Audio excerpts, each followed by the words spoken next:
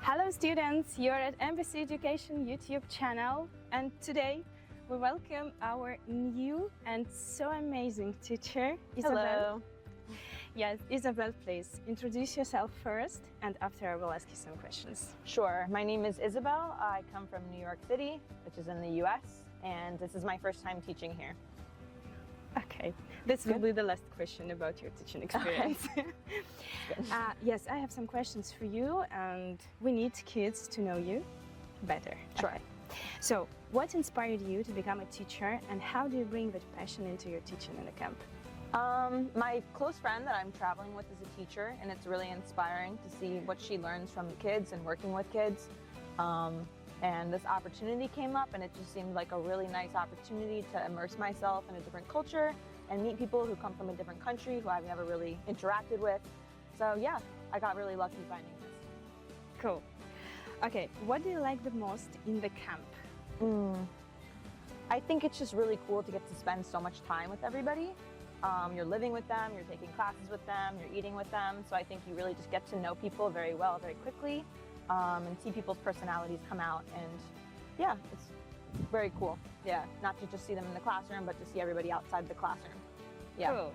Excursions, you mean, and Yes. games. Cool. Okay, in your class, by the way, Isabel, she's a teacher for elementary class now. So in your class, you have kids with so different personalities.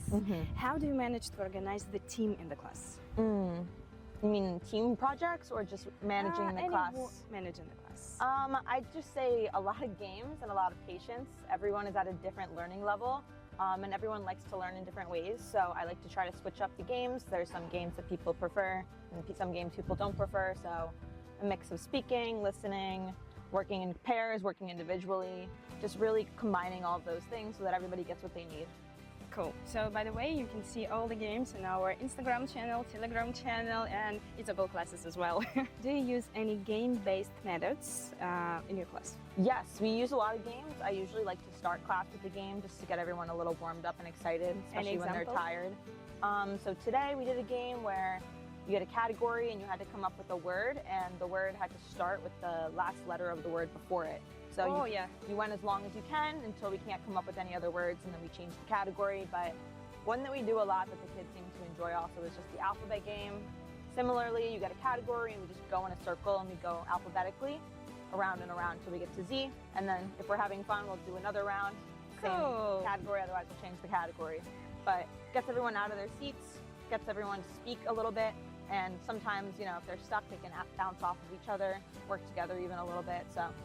Cool. Yeah, really warm up. Yes. Okay, next question.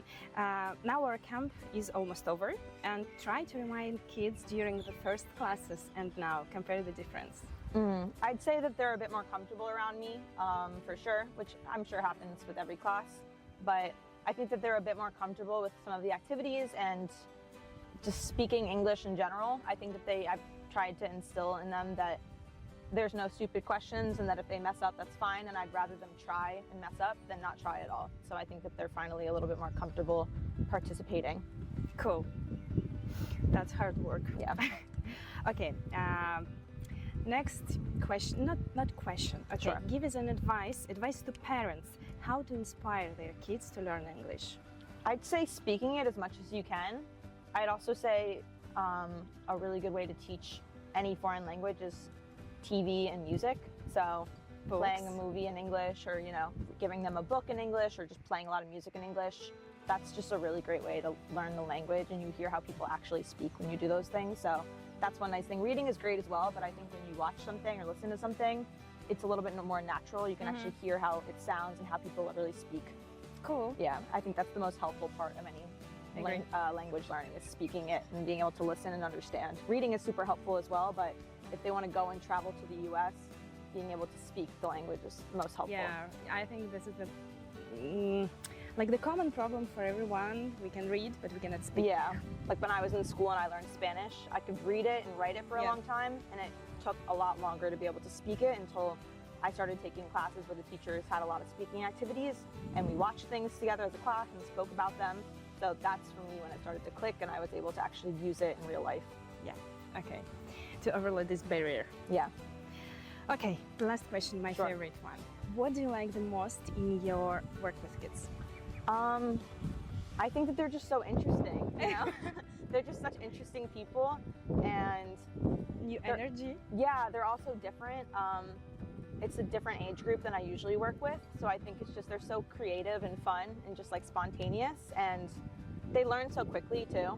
Even though they pretend sometimes that they don't, I know like they do, they really learn very quick, so it's just really cool to like be actually in the classroom and be on the other side of that and see that and help them and they help me. Okay, Isabel, thank you very much for your time, for your answers. Of course, And thank you. guys, if you have any questions to Isabel, just leave a comment below this video and subscribe, of course, to see our teachers, our camp leaders, and our students.